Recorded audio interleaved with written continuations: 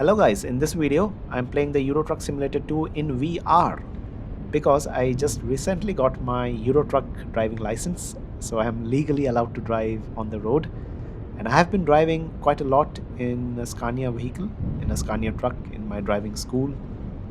So I thought it would be really interesting to go through some of the details that I think would be interesting to know and how well they are implemented in Euro Truck Simulator 2. So without any further ado, let's get started. So the first thing I want to show is the steering wheel adjustment. If you go to the vehicle adjustments and steering tilt, you can tilt the steering wheel like so. It is a good etiquette to leave the steering wheel in an upright position when you leave the vehicle, so to give more space for you to go out and also for the other person who will be driving the truck to have more space to get in.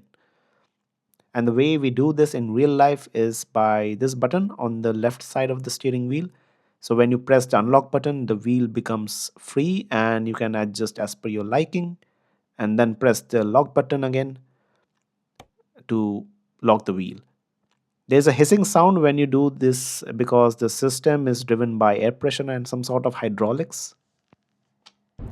Before turning on the vehicle, you see this red button with the battery symbol.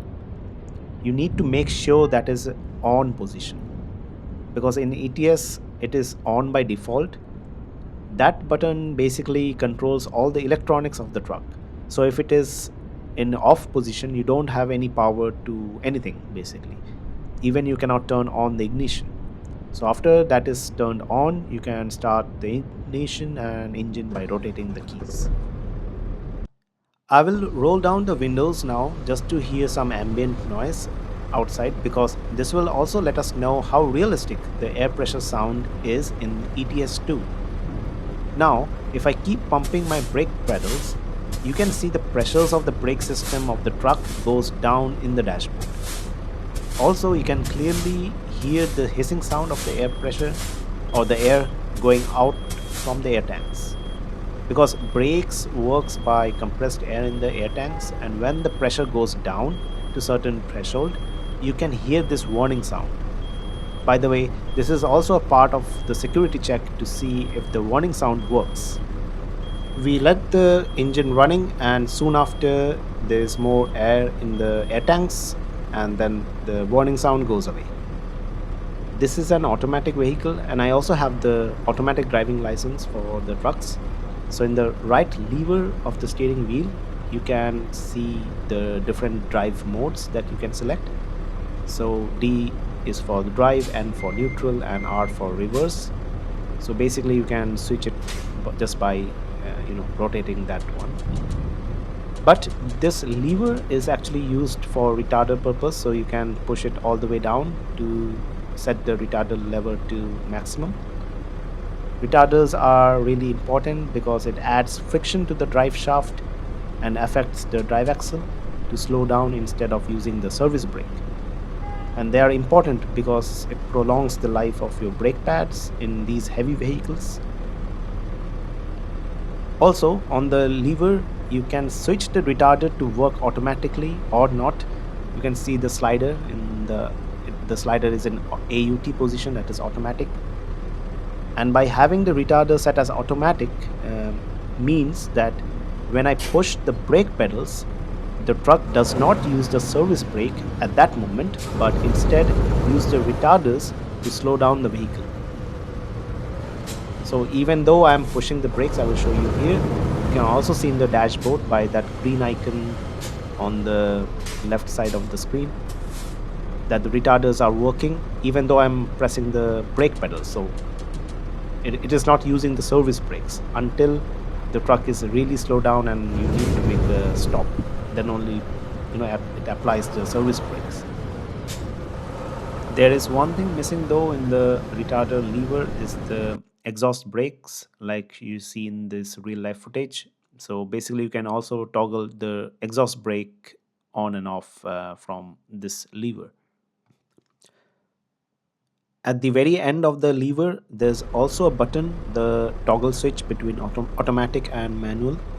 So basically when you have set it to manual mode, you will see an M icon in the dashboard, and then basically this lever becomes your pedal shift. So if you pull up, it's shift up, and then if you push it down, it's shift down. Coming to the left side of the steering wheel, you have the buttons on the door that is for all the lights and also controlling the mirror adjustment. So you have two mirrors on the left side, two mirrors on the right side. There's also one mirror on top of that right window. Basically, you can use that if you want to parallel park beside a pavement. But the most important that I find it when I drive is that front view mirror, or that is on front, in the front of the windshield, because that will let us know how far any obstacle is at the front. Because when you drive the car, your front wheels are basically in front of you, but in this Euro trucks, the front wheels are directly below the driver, so the turning radius is quite shorter. So I will demonstrate like here. So if you want to turn a car without colliding into those plates, you might be turning at from this point onwards. But for a truck like this, I can also go forward a bit until I see those plates on that mirror, and after that I can start turning.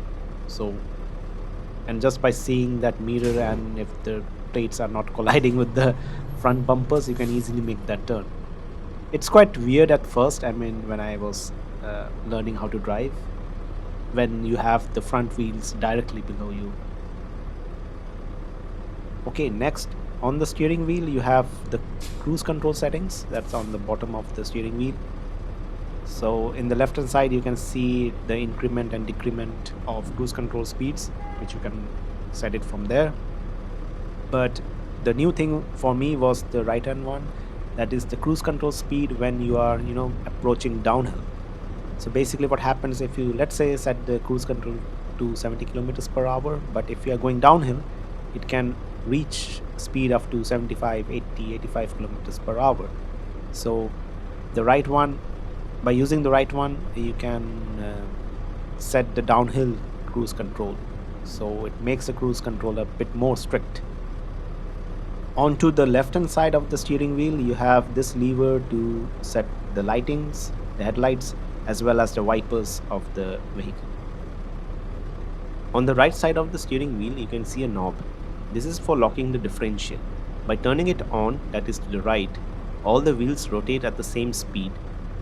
This is basically used for getting traction in slippery road surfaces. You can also see the differential icon on the dashboard on the top right, marked as yellow icon, when it is activated. One thing that I found in real life is that the differential gets deactivated automatically when I turn the vehicle.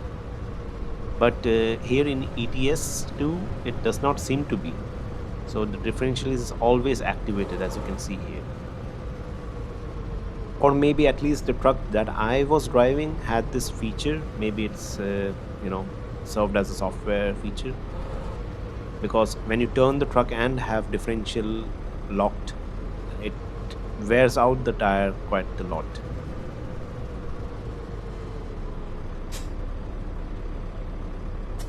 On both sides of the differential lock knob, we see the controls for the liftable axles.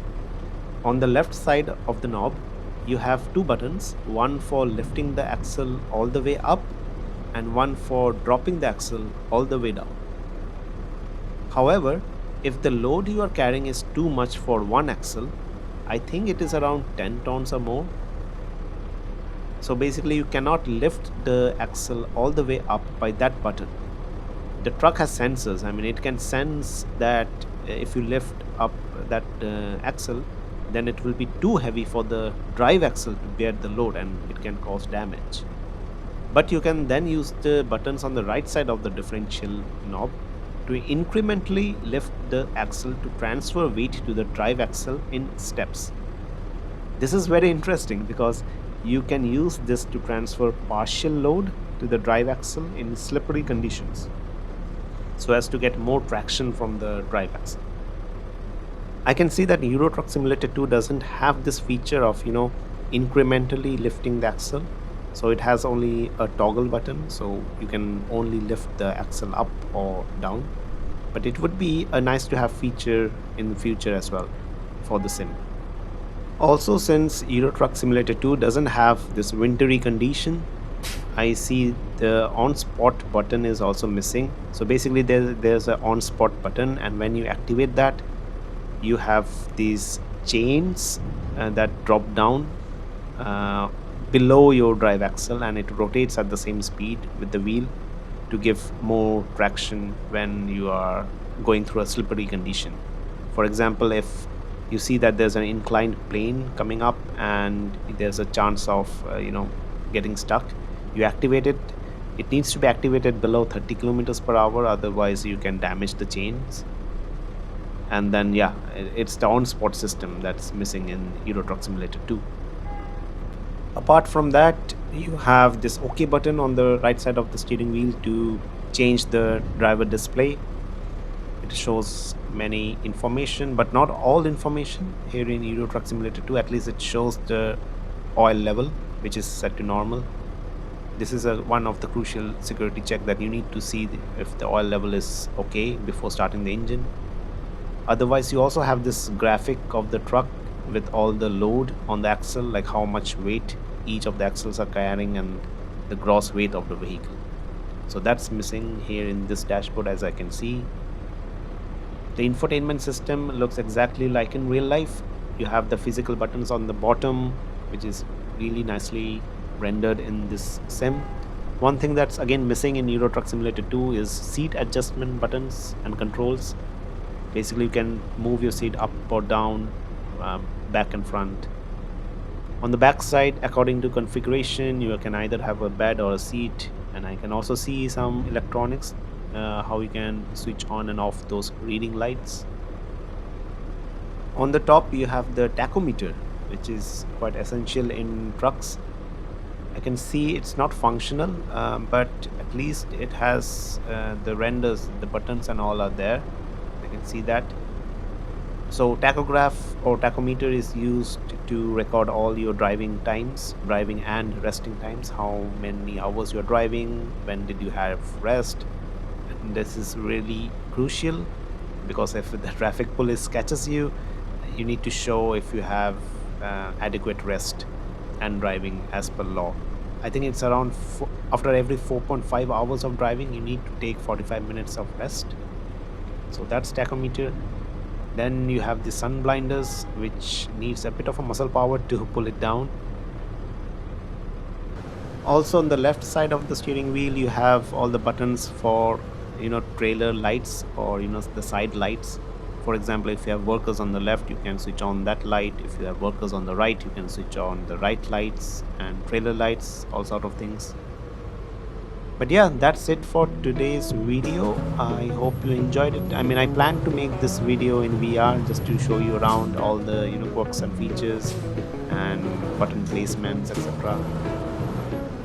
Keep in mind that all these buttons are customizable. I mean, depends on your configuration, where do you want these buttons to be. In general, they are placed just like in Euro Truck Simulator 2. So in that aspect, I really love how they have implemented to such a level of detail in this simulator. With that said, I hope you enjoyed this video and found it useful. Until next time, bye bye.